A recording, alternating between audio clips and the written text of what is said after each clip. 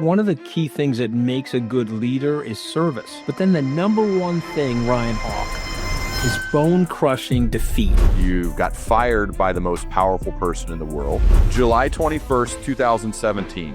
What's going through your mind on that day? People think I got fired for the newspaper article. Trump didn't give a shit about that. I knew I was cooked when he called me a deep stater on Friday. You can't be on the team unless you're full MAGA. Can we get personal for a second? I read that your dad abused you guys growing up and it messed your brother up big time, but it turned you into a workaholic. You did a lot of research. I'm impressed, Hawk. Not only is everything you said true, but it's worse than that. Your wife was going to divorce you.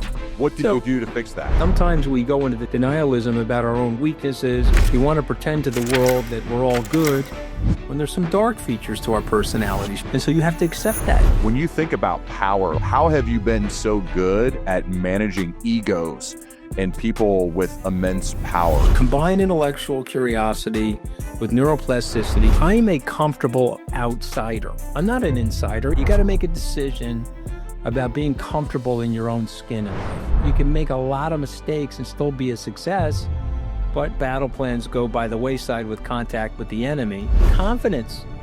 The first fight is with yourself.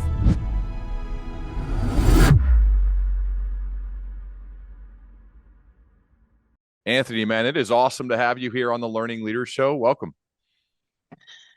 Hawk, how's my lighting, by the way? You got to be impressed, right? No? I was going to say, you lined it up perfectly with the window. You're in London? Are you in London? Is that where you are? I'm in the British countryside. I'm going to the Chalk History Festival. But, I'm a vain son of a bitch, and I'm just wanted you to acknowledge my lighting before we started. Makeup? Are you wearing makeup? No makeup. Oh, I swear man. to God. No, I got good skin. Okay. All right. Those are stem cell moisturizers. Hawk, you're a young man. When you're going to teach me about leadership, I'm going to teach you about vanity. Okay, I'm going to teach you my tricks. Okay. Afterwards, you're going to have to send me where you go. Okay. I want to look like you. All right. Okay. You could use a little sod replacement on the top there, as I'm noticing, and I got that trick down too. All right, but this is your podcast. I just wanted you to acknowledge. Can you just send me an email after with all of your advice on things I need to do to look like you? I just wanted you to acknowledge my lighting before the show started. Okay. Well, the show has already started, but you look great. Okay. Hey, an uncommon comment now. I was doing all my prep. I talked to Paulina Pompliano, who did a big deep dive on you, and she's amazing. She's been on the show. So is her husband, Anthony. You played quarterback. I'm a former quarterback, high school, college, a little bit after college. And I've drawn so much from that time. I'm curious about you, though. What have you drawn in your life as a leader doing a variety of things from your time as a quarterback leading a team? So I got hurt, by the way. I hurt my left knee. I tore my ACL, and that knocked me out of my senior year. But I was captain of the team. I'm a little short guy, but I had a good throwing arm. And this is going to sound a little bit braggy, but I'll just say it. I was someone that could read the defense. And so there was a kid on the team that had a much better arm than me, but he wasn't as anticipatory. So I could get to the line of scrimmage and you could see the eyes in the people, whether they're blitzing or what their formation was. We did a lot of audibles at the line of scrimmage. So I think I learned a couple of things: flexibility, fluidity, and decision making. You can't just say, okay, here's the game plan, right? Because that's what Mike Tyson says, right? You have the plan until you get punched in the face, or all battle plans go by the wayside with contact with the enemy. So fluidity was one of them. I didn't really understand this until later in life.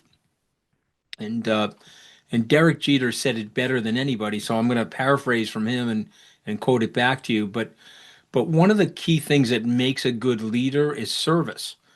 And so if you're on the team, it's not about me, right? It's about you. How am I going to make you better? How am I going to make you feel good about your role? How am I going to get you to think that I'm here to help you? And so Jeter understood that better than anybody. I think he was the real glue that got them to all those championships. Never cared about his percentages, never cared about his hit totals, averages, didn't care. He was like, how am I going to get there? How am I going to get the team there? And so you learn that in sports. But then the number one thing, Ryan Hawk, is bone-crushing defeat. You know, you've got your little cheerleader girlfriend out there, and she's waving the pom poms, and you're gonna take her out on Saturday night, and you are getting your ass kicked on the field, smashed left and right. And there was a guy named Vinny Testaverde, that son of a bitch. Okay, he played for Sewanaka High School. He went on to University of Miami. He ended up playing for the Jets, Cleveland Browns. He was a monster in high school. He was a year older than me, and his team, Sewanaka High School, ran over us. I mean, literally, I have tire tracks on my back from politics and business, but my first tire tracks came from Testaverde, that son of a bitch, and I had to get my ass kicked. Here I was, this little 5'9" squirty, Doug Flutie like quarterback, and this 6'4" good-looking giant with a howitzer was, destroying us. And I just remember feeling so puny in front of my high school girlfriend. So hey, you got to get over that, right? That's called resilience, right? Yeah, yeah. Such a good question, but that's I, lo- that's how I would unpack that for you. well, I love it. I think there's so much to learn, especially from the adversity and preparation it takes, and you understanding a defense. Like some of that, so much plays as you're out in your life building a business or getting tapped. I am curious about your Confidence, story though. of Let me tell you what? something, Hawk, because Yeah, you know this, okay? Because you have an aura about you of confidence and charisma. You know, people listening, confidence. The first fight is with yourself. yeah. That's the first fight in life. Am I good enough? Am I worthy? Can I get to the game? Can I believe in myself enough so that I'm standing next to someone else who believes in themselves that I can compete? Because if you go into the game mentally thinking that you're not there, you're not going to be there. Henry Ford had one of the best lines in civilization. You want to hear the line? He was a son of Yeah, a bitch, but he had a great line. You want to hear the line? yeah. If you think you can or you can't, you are You're right. right. Yeah. Okay, you've heard it before and you know exactly what I'm talking. You got to get in the mindset, okay? You're gonna fire me from the White House, no problem. I'm a crash dummy. I'm mayhem from the Allstate commercial. I'll fly through the window and I'm gonna get up and dust myself off and I'm gonna keep going because that's my mindset. You're not gonna take that away from me. Whatever you think of me actually is none of my business. I'm gonna do me. And I think that's a big thing in sports, it's a big thing in business, it's a big thing in life. You mentioned the White House. So I'm curious about, no offense, but I had not heard of you prior to your job there, right? So No, I no, believe it started no offense J- taken. July 21st, 2017. What's going through your mind on that day? Well, look, I had worked with Trump during the 14 months with Donald Trump on the campaign. I worked with him on the executive transition team. I had a good relationship with him. Jared Kushner once said that Trump likes talking to you because you remind him of his dad. You made your money on your own. You don't give a shit. You're not trying to kiss his ass like these other people, and you tell him right to his face what you think. Unfortunately, I brought that with me into the White House. That was not the right attitude in the White House. He was a little bit more brittle in the White House, and so you needed to be a lot more obsequious. And I didn't have that What? Why gene. would that be any different? I think I think the job, uh, the personnel. Look, you get in that job. Barack Obama once said about that job, it magnifies your personality. Mm-hmm. And so I think in his personality was I'm right. My instincts are better than everybody else's. You better kowtow to me. And we're going with my instincts come hell or high water and don't talk back to me or don't contradict me. In the campaign, it was way more loosey goosey. He was more entrepreneurial. He was like, okay, I'm taking a flyer on the presidency. Nobody thinks I can win. He didn't think he could win. And so it was a little bit more loosey goosey. It was a little more interactive. But when he got to the White House, it was like, okay, I got to the White House. You didn't get to the White House. Don't tell me what you think. I know what's best. You see what I mean? Mm, See, people think yeah. I got fired for the newspaper article. Trump didn't give a shit about that. Trump laughs about stuff like that. I got fired because I was in a little bit of a tangle with him on a couple of different issues, and then he finally said to me, "I knew I was cooked when he called me a deep stater on Friday." He said, I didn't realize you were a deep stater." And I'm like, well, first of all, I'm not a deep stater. I've only been to Washington once prior to this. I think it was on like a school field trip. Okay. I'm a kid from Long Island. I'm just looking out for your interests. And don't tell me that. Don't tell me that. And then Monday I get fired. That's fine. Listen, I mean, you asked me about the 21st of July. I really thought I was going to go in there and help him. There was some friction going on in terms of the cultural merger of the MAGA team with the RNC. And so the RNC was more establishment, the MAGA team was more aligned with Trump. And I had good relationships with both sides. I was hoping to see if I could fuse those. But what Trump figured out, again, rightly or wrongly, I just want to be objective and observant, is they weren't going to fuse. So he blew up the RNC. You know, Trump has done something politically masterful. Again, you can like Donald Trump or dislike him. I'll just tell you what he did. He decapitated the Republican National Committee. He decapitated what was formerly known as the Republicans of George Bush and John McCain. And he did an M&A transaction, hostile takeover. He inserted his team into that team, and it's now full MAGA. You know, you can't be on the team unless you're full MAGA. And of course, to quote Donald Trump himself, well, what is full MAGA? Whatever I say it is.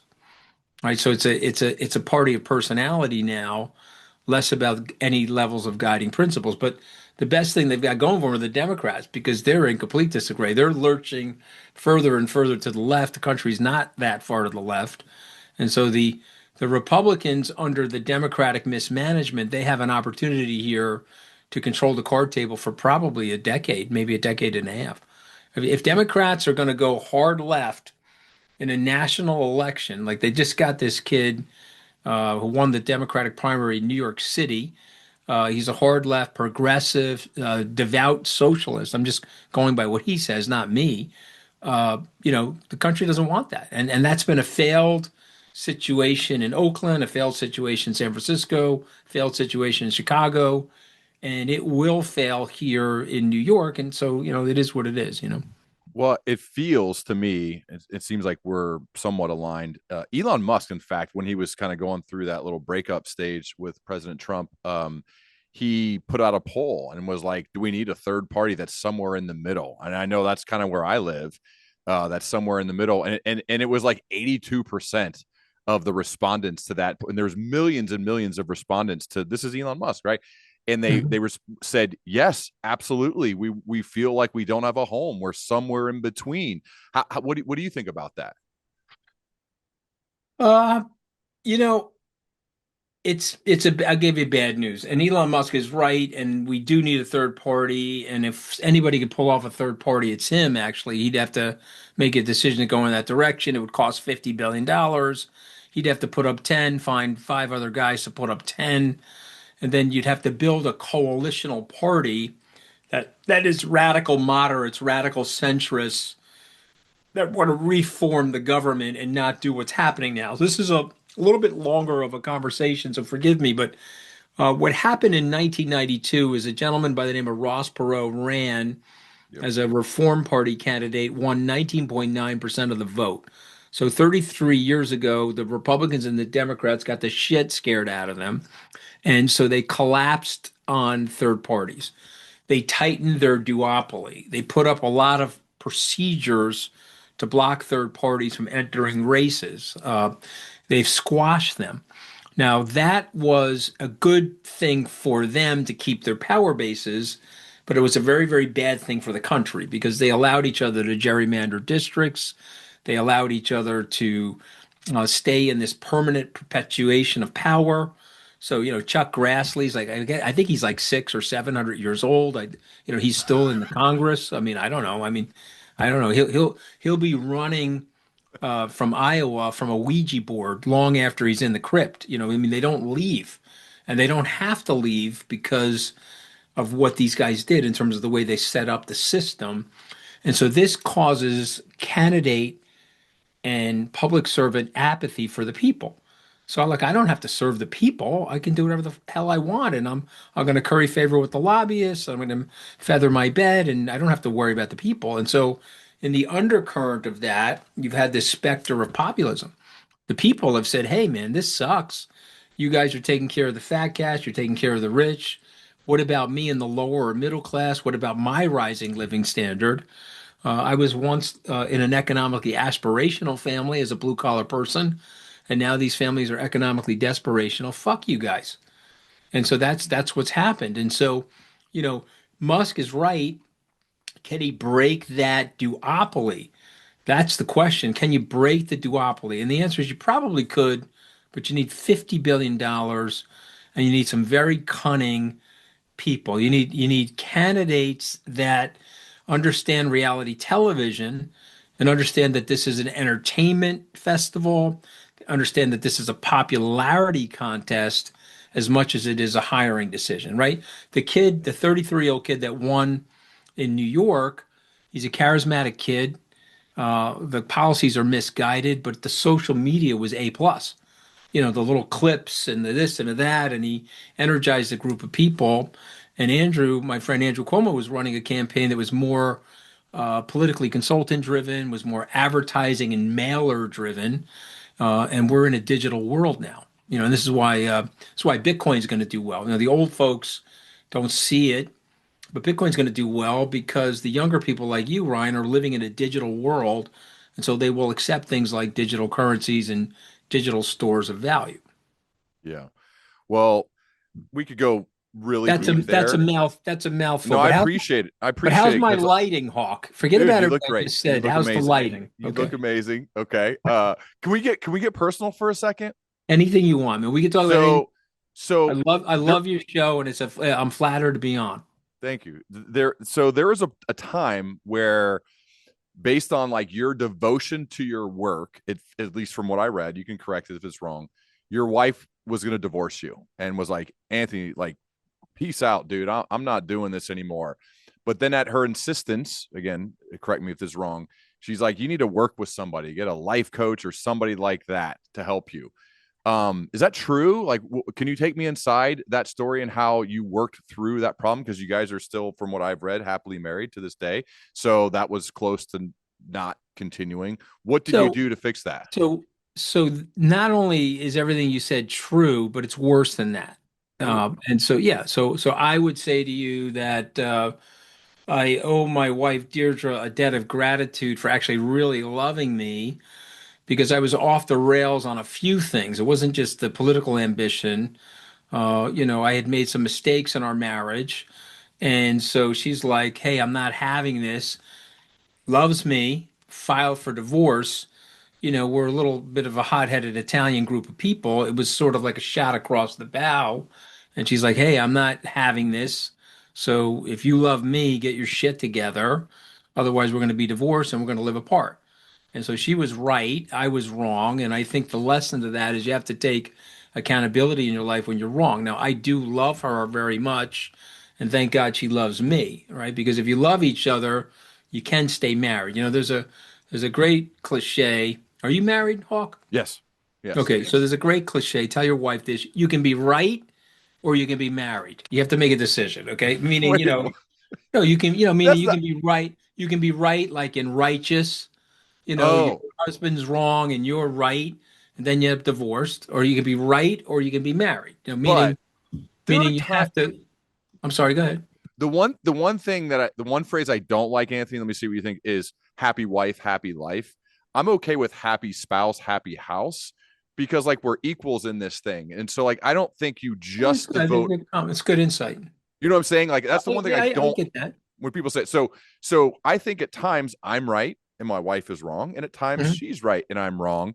But So but I you don't know let if it that's go. exactly. Yeah, Yeah, go my ahead. point is you might be right, let it go. You know what I mean? In other words, Yeah, like just let you it go. love her, your people, there's gonna be some friction. You're not gonna have perfect harmony. There's no such thing except in a fairy tale. Yeah. But we were both on our second marriage, love each other. I was over my skis. I mean, she hated Trump. She probably hates Trump almost as much as Melania hates him, which is like a very high standard of like hatred, right? I mean, that's like Eastern European hate. You know what I'm talking about? I mean, that's like, Joe Stalin type of shit, right? I mean, they So, are still married, I think. yeah, but she fucking hates him and she doesn't live with him. And, part of the reason why he's so miserable is that he's in the white. You want to laugh? Trump once called me and he told me that, you can't get any internet porn in the White House because they got all the sites blocked down. No way. That call Living happened. living alone by himself. Yeah. Well, anyway, we can move on to another topic. But I mean, that's the funny part of Trump, which I do, you have to understand, like, I don't like the policies. I don't like the bellicosity of the personality, but there are some fun things about him, and it's the reason why 80 million people voted for him, right? Yeah. He is the most famous comedian in the world. I mean, you have to just accept that he is, right? He has a dryness and a delivery that goes over in a way that people find humorous. But back on the target, Deirdre and I heading for a divorce, did a perp walk in the Nassau County Family Court together. At the end of that session, I drove back to the home that we were living in, which I was now living a part of. And I said, hey, I still love you. I think you still love me. Should we try to work this out? She then said to me, yeah, but you're fucked up and you need to go to see somebody. And Tony Robbins is a good friend of mine. And Tony recommended a life coach who'd worked with him for 30 years. And Tony said something to me. He said, listen, you come down and see me. You and your wife should come down and see me. And let's see if we can help you. And so we did that. We went to like Date with Destiny. We had some private sessions with Tony. I then went with a life coach. And one of the things about it is accountability, Ryan, right? You talk about leadership, your books, your podcasts. Are you or are you not accountable? Like sometimes we go into the denialism about our own weaknesses. We go into denialism about who we really are. We want to pretend to the world that we're all good when there's some dark features to our personalities. This is why Robert Greene's books have done so well. The 48 Laws of Power. And I've interviewed Robert on my podcast, and I love Robert, but I had to go through a reckoning with myself. I had to become less conflict avoidant. I had to become more honest. I had to become more direct in terms of what my feelings were. And we turned our marriage around. Now, was it perfect in the beginning after the fight started, the first 6, 8, 12 months? No. But is it a way better marriage, a stronger marriage today, 8 years later? Do we love each other? Yes. And I think we have a tendency in our society to be very disposable with each other. She could have divorced me and been totally justified in divorcing me in 2017 and called it quits. But that would have been bad for her, in my opinion. It was certainly going to be bad for me. It would have been bad for our two beautiful children. And I think the message, again, this ties back to leadership. Stay in things. You don't make everything in your life disposable, particularly the things that matter. And if you're working on yourself, one thing I have found with my adult children, because I've obviously had a failed marriage. My first marriage was a failure, but I've got three beautiful adult children. I think they give you the benefit of the doubt if you're working on yourself. I think your employees give you the benefit of the doubt. Talking about athletics, if you're the guy in the gym working out, training your body to improve your performance, are your fellow players going to like you more or like you less if you're doing that, right? So work on yourself. This is what makes your podcast so good because you're bringing on people that talk about real things and put things in perspective with a level of authenticity. Right. And genuine curiosity. What are you currently doing to still work on yourself? Well, you mentioned my life coach. I have a life coach. Oh, you still. Yeah, yeah. I Yep. speak to him once a week. Sometimes I ask him to speak to my kids or maybe even an employee or, you know, Is that I, like therapy, or are there like yeah, I I'm would say it's fascinated by not, like how a coach works with a person. Like, what do you yeah, is it does he or she give you prompts? Like, what how does it go?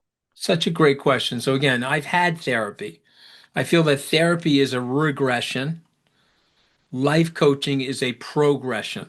Ah, Okay, so if Tony Robbins were here or Alonzo Cahoon, who's my life coach, and I'm happy to mention his name in case people want to use him, easy to find. Um, First name Alonzo, last name Cahoon, Cahoon. Just say that Scaramucci sent you. Okay, he'll let out a laugh because I've referred to him a lot of clients. But a life coach is forget about the past. What the hell are you going to do? You're not going to. What are you going to do? We're going to relitigate the past all day and discuss what went right and wrong. Who gives a shit?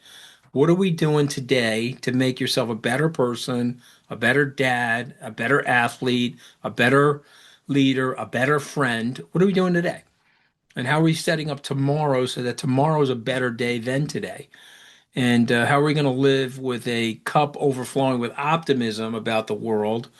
There's a lot of reasons to be pessimistic. That's life. The human condition. The ancient Greeks said it better than anybody. If you walked into one of those outdoor theaters, there was a placard of a face that was smiling, and then right next to it, there was a face of great sadness. Comedy and tragedy. And what would the ancient Greeks say? That's your life. You're going to get a package of tribulations in your life. Some of them are joyous and some of them are tragic. And by the way, it's going to be tragic. Okay. You're going to end. You're going to meet your own demise. You're going to have to say goodbye to people you love.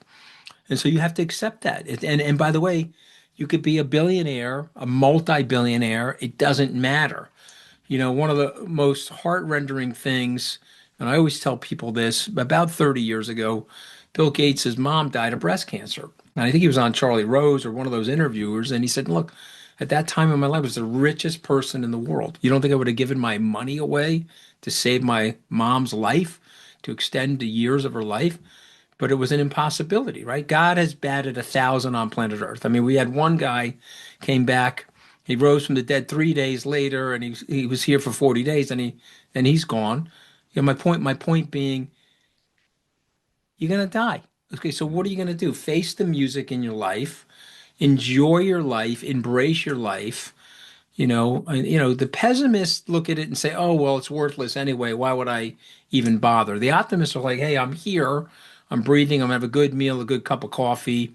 There's some fun people around that I can love and hang out with, and there's some businesses I can build while I'm here. Why not enjoy myself while I'm here to the best of my capability? And whatever tragedy besets me, let me handle it with some level of dignity. Let me handle it with some level of kindness towards others." Right. I think that's the messaging of life coaching versus, my dad hit me when I was 8, and so now I'm fucked up. And, you know, I don't know. I don't think I'm not a huge fan of the therapy. I'm not saying you shouldn't do it if you need it, but I'm a better fan of the life coaching because I think it's more progressive. I read that your dad abused you guys growing up and it messed your brother up big time, but it turned you into a workaholic. What what impact, like how does that played out now that you look back on those years? I know you're looking forward, but that is a part Mhm. of your life and a part of your history. How did that Well, impact look, you and you? I'm impressed that you did your homework. So I did a podcast with my brother in 2016, which I always refer to people to about addiction. And so my brother became a cocaine addict, 40 years cycling in out of cocaine, maybe 7 or 8 rehabs. He's 63 today, doing well, very smart guy, lovely guy, sensitive guy, but a real guy, someone I love very much. He became a cocaine addict. I became a different type of a holic. I became a workaholic. Mhm. And so, yeah, my dad was rough on us. So what do? You can either hold that anger for the rest of your life, or you can forgive and you can choose to forgive him. Who the hell knows what happened to my dad when he was a kid? Who the hell knows? I can't tell you. But for me, and this is the same thing for you or anybody listening, okay? The best among us, okay? This is something my grandmother would have said. She would have said it in Italian, but I'll say it to you in English. The best among us choose not to judge human frailty so harshly. Okay, so whatever was going on with my dad, maybe depression, a lot of anger in human life is represented. There's underlying depression that gets represented in anger. When I see somebody blowing off or super angry and charged all the time, they're probably manifesting some level of not feeling well about themselves. I mean, look, everybody can have a temperamental blow off. I'm not saying that, but I'm saying a consistent level of anger is usually a sign that there's an underlying depression issue. And maybe that was my dad. What am I going to do? I have to choose to forgive him, which I have. But I would also say this about human frailty. That means ourselves. So if I'm working in the White House and get my ass fired, which I'm fully accountable for, I never blamed the president or John Kelly or anybody for getting fired. I got fired because I wasn't serving the president the way he wanted me to. He fired me. So I can wake up in the morning, Ryan, and say, "Oh, I did something stupid in the White House. Let me kick myself in the pants today." and have this regret, or I can take that millstone of regret and leave it behind me, take it off of my neck and leave it behind me. And I would say to people, human frailty and not judging it is not just you judging others, but also yourself. The shit that you're doing that you don't like, the shit you're doing that you regret. Why don't we forget that? Why don't we move forward? Why don't we forgive that? And I think that's a very big message, very big resonating message that helps people. Again, that helps their careers, it helps their relationships, it helps their business life. And but yeah, no, my dad was very rough on us. He was rough on my mom. They were in a traditional Catholic marriage, so no one was going anywhere. And that's where we are, you know. I mean, but listen, I talk about it for a reason because somebody could hear it and they could recognize it. There's a signal that I'm trying to send to somebody. And I appreciate you bringing it up on your podcast because maybe someone's listening and they hear the signal and say, okay, look, that guy got through it. I can get through it. And I think it's important. And by the way, that podcast my brother and I did, 500,000 people have listened to it. I was in an airport once when I was passing my luggage through the TSA, and a guy taps me on the back and he says, "Mooch." I said, "Yeah." He goes, "Oh, you don't know me. I'm blah." He goes, "I'm 7 years clean." And I go to meetings every week. I'm in AA to keep myself off of alcohol. And sometimes when I can't get to a meeting, I have the conversation that you and your brother had on that podcast. I have it downloaded on my phone. And if I can't get to a meeting, I will put my earbuds in and I will listen to you guys describing your upbringing and you guys describing directionally what happened to each of you because there's compassion there. There's a you want to relate to other people, express your vulnerability, show them that side of you, and they're like, all right, this guy's a real dude. He's not trying to be better than me. I'm not trying to be better than anybody, Ryan. I'm not better than anybody. I'm not worse than anybody though either. And that's another big message for people. Yeah, I appreciate you sharing that. And I think you also just taking ownership over the situation because I know there are some who would choose to use that and have a victim mentality and then go act out in a bad way and cause harm to others. Ed Lattimore was on this podcast and he grew up in a really tough situation. Mom's a drug addict selling drugs. And he said, if I go out and commit a crime, the judge and jury don't care about my upbringing. They're sending me to jail, right? I got to take ownership over what I do. And I'm like, I like that. One of the things about you, Anthony, is that you are a very powerful person and you've been surrounded by power a big chunk of your life. You've got fired by the most powerful person in the world. He hired you as well to work with him, and there are many others around that orbit. And so I'm fascinated by power and how it works and power dynamics and how you work well and kind of bob and weave amongst powerful people and continue to rise up, which you're doing as we speak. When you think about power, like how have you been so good at managing egos and people with immense power in the world? Well, I don't know if I'm really that good. I got my ass fired by Trump, right? I'm probably. Again, this is probably going to come across bragging or something like that. I'm not trying to brag. I'm just trying to say, it's what I would say to people. Find your superpower. Okay, you're a great interviewer. You've got great insight. You understand leadership. You're fascinated by it. I think your superpower is very similar to my superpower. And I'll tell you what that is: intellectual curiosity. And so if you can blend intellectual curiosity with neuroplasticity, meaning you can adopt and change, okay, then you can move in various circles. I'd like to think that the clammers on Long Island, I can relate to them as well as any person that I would meet at the World Economic Forum because I grew up with them and they're me. The flip side is the people that I'm meeting at the World Economic Forum, guess what? You're the clammers, better or no worse. There was a kid, he was a very smug kid I was in law school with. And he was, some kind of intellectual bullshit spewing from his mouth. And I just looked at him. I said, let me tell you something. Okay, there are kids in my neighborhood that are putting in sheetrock right now that are fucking smarter than you. Okay, I just want to let you know that. The problem is that those kids' fathers put in sheetrock. And guess what they're doing? They're putting in sheetrock, but they had super high IQs. They did really well in school, in high school, but because of their financial limitations in the family and the way they thought about things, hey, you're joining my sheetrock business. Okay, and so cool yourself out. And so I guess the point I'm making to you, combine intellectual curiosity with neuroplasticity, you can go from a polyester suit, which is what I was wearing at my first Goldman interview. I was fully flammable, Ryan Hawk, for my first interview at Goldman Sachs. If a match went off, the whole thing would have caught on fire. I had a polyester shirt on. Okay, I looked like a young Italian undertaker from Brooklyn, and the guy said to me, "Look, you're a smart kid, but you're the worst dressed person that we've like ever met here at the Harvard Law School. So I can't invite you down to Goldman Sachs dressed like this." And I looked at him. I was like beet red. I was so embarrassed. He said, "You got to go to Brooks Brothers, buy yourself some natural fiber clothing." Okay, and I remember calling my mother. My mother's like, "He doesn't know what he's talking about. You look great." I did not look great, Ryan. Okay, I did not look great, but I didn't know any better. And so you can either have shame about that or you can create that adoption. And you can say, okay, I got to get Yeah. with the program. I got to find what I need to do to get into these channels. But I'll leave you with one last thought. Okay, I'm a comfortable outsider. I'm not an insider, even though I may be inside the room at the White House or inside a salon at the World Economic Forum.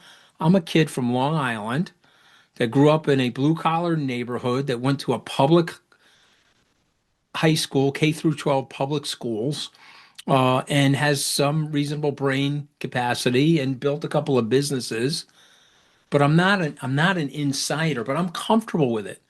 You know, like guys like Trump or Rudy, they're uncomfortable outsiders. You see what I mean? And they get nerved up. They're like, "Fuck, you won't let me into your golf club. I'm going to build 18 golf clubs. You're not going to let me into your salon dinner on the Upper East Side. I'm going to become the president of the United States to shove myself up your ass." You see what I mean? But I'm a Yeah. comfortable outsider. I don't need to do that. You know, there are golf clubs on Long Island. They would let me in possibly to landscape the greens. That's possibly what they would let me in for. They're not going to let me in to be a member. And I could either be upset about that or I could laugh about that. You got to make a decision about being comfortable in your own skin in life. Yeah. I sense that from you. Did you go to law school with Barack Obama? So he was behind me. I did. I actually, Michelle Obama was a couple of years ahead of me, sort of weird. So I was class of 89. Michelle was class of 87. So she was a 3L when I was a 1L. And by the time I was a 3L, Barack Obama, who's a few years older than me, was a 1L. And so I didn't really know them. I mean, I'm not going to BS people. You know, all the faculty when he was president said they taught him, which was mathematically impossible, and every single person in the school said that they knew them. Also, again, mathematically impossible. But I gave Obama some money in '07, and I walked over to him at a fundraiser, and I said, "Senator," I mean, he was senator at the time. I said, "Senator, I got a big check in my breast pocket here. You and I went to law school together. We didn't really know each other. I said, I'm about to hand you a big check. Can I lie to my friends and tell them that you and I knew each other really well in law school?" Well, he looked at me and, he had probably the best smile in American politics since Jack Kennedy. He smiled. He said, "You know what?" He says, "Anthony," he said, "if you double the amount of the check, we could take it back to Hawaii," meaning like we were in high school together, right? And it was really funny. So I ripped the check up. Of course, I had another check in my wallet. I doubled the amount of the check and I handed it to him. And, but he was very nice to me. Uh, I went to a couple of Christmas parties at the White House during his term there, and I like him. I think he did some things that he feels bad about today. I mean, I think he needed to let Joe Biden run in 16. I don't think they understood the threat of the populism in the country or what Donald Trump was going to do to their party. But listen, it is what it is. I think he generally did a good job. Remember, we were in the midst of a real bad crisis, the global financial crisis, and he was a thoughtful guy, smart guy, and I think he was a pretty good president. One of the changing gears a little bit, one of the things that you did, I believe this is 2008, that I like, is you started hosting events, specifically an event, I believe the SkyBridge Alternatives, the SALT conference, where you gathered kind of people together. And I love this idea of bringing curious, thoughtful people together and creating collisions so that we can have conversations and learn through those things. Can you walk me through this idea that you had in 2008 to host this event and how it became like this big time thing to bring people together? So I was at this college event in 2011, and the event you're referring to is called SALT. It stands for SkyBridge Alternatives, but now it's got its own brand as a thought leadership event. And some kid said to me, "Sir, could you explain to me your strategy and your visionary genius to create SALT?" And I looked at the kid and I said, "Okay, we were going out of business." Okay, I just want to make it very clear to everybody. We were getting our ass kicked. Our fund was down 22%. Redemptions were piling up. I thought for sure we were going out of business. And so I'm like, what the hell am I going to do? I'm probably going to be a third party marketer for hedge funds. And so what should I do? Let me start a conference, because if I start a conference, I might be able to uh, bring people together, convene them, and then raise money from them. And at that time, it was during TARP. All the big companies had canceled their conferences in Vegas. I went to the Encore Hotel, which is attached to the Wynn, and we were getting rooms for $99 in 2009. That's how bad the situation was. Mm. And so this was an accidental survivor strategy. This was a pivot that we were making in order to stay in business. This was not some mastermind plan, Ryan. Moreover, during COVID, I'm sitting there, my portfolio is languishing. I've got to make a decision. What am I going to do? Well, we're going to pivot the whole goddamn business. We pivoted into digital assets. We got over $1 billion of Bitcoin related assets on our balance sheet right now. Almost nine figures of digital assets on our corporate balance sheet, but I'm talking about the balance sheet of the portfolio, over $1 billion in Bitcoin related assets. That didn't exist 5 years ago for SkyBridge. So Mm. why do we do that? Again, for survival. You can't sit in a typewriter business and say, the typewriters have sold successfully for 100 years. Let's stay in the typewriter business. You can't sit in the yellow pages and say, hey, we cut down these trees. We're dropping off 4-pound books stained with yellow dye. And that's been our business for 95 years. Let's stay in that business. You can't do that. You got to move and you got to recreate yourself. Wolfgang Puck, who's a brilliant restaurateur, he's got a restaurant that's been in existence for 40 years in Beverly Hills called Spago. You know what he does to the restaurant? Blows it up every 10 years. The restaurant's being shut for renovations. Blows it up. It doesn't look like it did in 1977, and the menu doesn't look like that. And you have to do that with your life. You have to do that with your business. You know, This I could willingness. eat 30 Twinkies at age 15, 30 Twinkies. Trust me, because I did it. Eat 30 Twinkies, not gain an ounce, okay, and go out and play football. No problem. I can't eat 30 Twinkies today at age 60. Well, first of all, I don't know what the hell I was doing eating those Twinkies, but you have to look at your world the way it is, and you have to accept the world the way it is and adapt, and operate in that world. And so that conference business was accidental. It's turned into a phenomenal business for us. And it also fed SkyBridge lots of customers. And it also helped a lot of my friends in the industry. I've had people come to me and say, Mooch, I went to your conference and I raised money from somebody that was my client. That's awesome. Those positive externalities are good karma and they're good for your overall relationship building. Well, I just think it's a great idea to bring people together too. I mean, like good things tend to happen if you thoughtfully bring people together, whether that's dinners, big conferences, event, anything. In my life, in my experience, in my business, it feels like so many good things have happened from bringing people together, and from relationships. That's how all this stuff really happens. And there's another event I recently saw you giving a talk about, the Sun Valley Conference. Was it maybe 1999? Jeff Mhm. Bezos was speaking, Yep. and I remember I feel like you were like, God, I got to invest in that guy, but then you changed your mind because Warren Buffett spoke after him. And was that like a teaching moment to Did a trust your lot of gut? I'm curious about what happened there. He did a lot of research, man. You did a lot of research. I'm impressed, Hawk. Okay, thank you. Yeah, no, you did a lot of research. I Thank you. try to tell the story. Look, I missed a lot of the tech boom. By the way, Warren Buffett is the man. I attribute his teachings and writings to making my family financially independent. So, but like Warren Buffett, I've got a lot of things wrong in my life. I had the Uber guys in my office. You want to hear another? I had the Uber guys in my office, and they're like, "Okay, it's a $500 million valuation. We want you to put in $500,000." I'm like, "Okay, so give me the pitch." Well, we're gonna have an unknown guy in an unknown black car driving your 16-year-old daughter around Manhattan, and we're going to charge your American Express card. I thought, that's what we're doing? Yeah, okay, get the fuck out of my office. I'm not going to put my daughter in an unknown car with an unknown guy. Okay, and I totally didn't understand. I totally missed it. Okay, probably be retired if I gave him that money, right? The point I'm making is you can make a lot of mistakes and still be a success, but learn from the mistakes. Be more open-minded. Bezos gave He's my age, by the way. He's born in January of 64 like me. We're only separated by a few days in terms of the timing of our births, but we're also separated by about $250 billion, me and him, okay?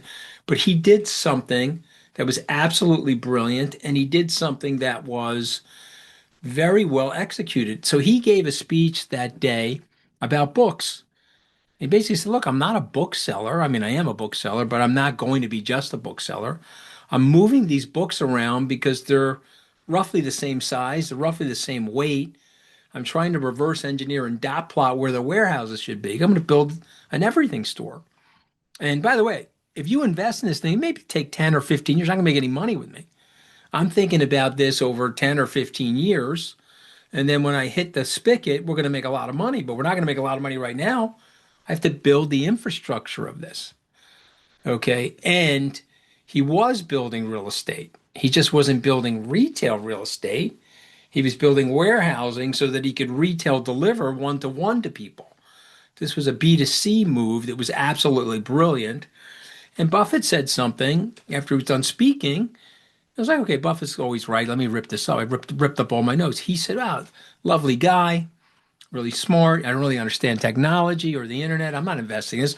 Oh, by the way, can you believe that this guy's valuation, his market capitalization for Amazon is bigger than Sears Roebuck, the storied Sears Roebuck with all of its bricks and mortar retail everywhere?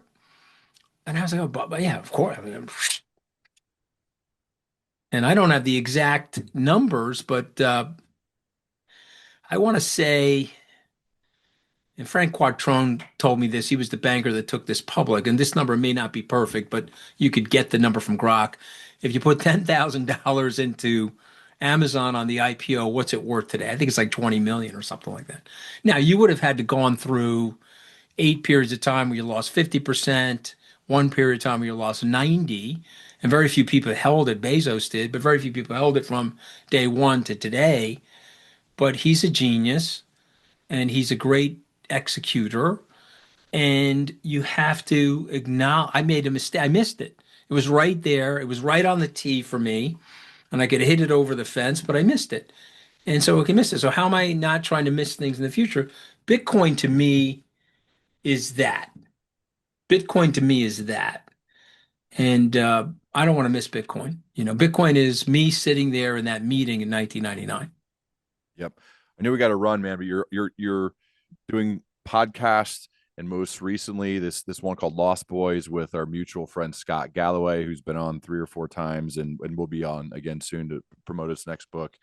What's that like, Ben, with Scott and your banter? You guys have both these great personalities. You're not afraid to speak your mind, and I got to imagine that's got to be fun for you guys. I adore him. I think he is one of our leading thinkers. I think he can turn a phrase about as well as anybody. I mean, I would love to see him in public office, frankly, because he's a healing sort of a guy. He's a visionary. He's not an us versus them guy. He's a inclusive guy, and he's also honest. And Yep. so what I love about him, and I met him through one of his books. Actually, I interviewed him for one of his books. He invited me then on his podcast, I think with Ed Elson. They do a brilliant job on that podcast. He's also friends with Kara Swisher on the Pivot podcast. I know Kara. And so a couple of mutual friends put us together. And then I went to him, had dinner with him, and we started talking about this epidemic of male self-esteem. If you're 14 to 34 and you're a white male in the United States, you have a 30% higher likelihood to commit suicide than other demographic groups. Whoa, that's a big number, by the way. And so we started talking about that. And then I suggested to him, why don't you and I do a limited series? You don't have to make it a permanent podcast, but let's just do it like a documentary, like a podcast documentary.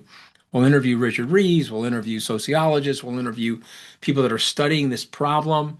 We'll interview people that think we're full of shit, that don't agree that there is a problem, and we'll put it out there into the public domain so that we can raise awareness. Because, like that podcast I did with my brother related to addiction disorders, let's talk about these things. Let's remove the stigma of what these things are and what they represent in our culture. Because if there's someone listening to you and me that doesn't feel good about themselves or they're in pain, and there was a woman recently, I think she was a famous TikToker or YouTuber, she just took her own life. Her husband put out a press release and said that she was dealing with extraordinary personal pain and she ended her life. And so, you know, let's get those people help. And the way to get those people help, let's let them not feel shame about the way they're feeling. It's like the message is, it's okay to express what you're feeling and you're not going to get judged, okay? By the real people that really care and love you, you're not going to get judged. If anything, they're going to embrace you and they're going to help you start to feel better about yourself. Because just like there's a treatment for your heart, Ryan, and just like there's a treatment if you have a bad knee, there are treatments for issues related to your brain. And we need to end the stigma associated with that. And I can't think of a better guy to do a podcast with than him in terms of discussing that reality with people. Yes, love it, man. And I know you got to run to Bloomberg. I appreciate you doing this, dude. I would love to do a round two in the future if you're Yeah, anytime. game. You're the man. You did a lot of research. I'd like to have you come on open book for my I want to read your books and have you come on and we'll have a spirited conversation. Let's do it, man. Let's My do it. I'll try fucking to. my fucking lighting was awesome I'll though, no? try to. I'll try to look as good as you. You got to get hook me in with your I'm people. just letting people know that are listening to this on audio, you're missing this lighting moment for me. I think the lighting is fucking fantastic in here, no? You look good. You're ready for TV. So enjoy the TV hit you're about to do. And I meant it, man. I'd love to continue our dialogue and let's keep this thing going. All right, God bless you, man. Awesome. Thank you, man.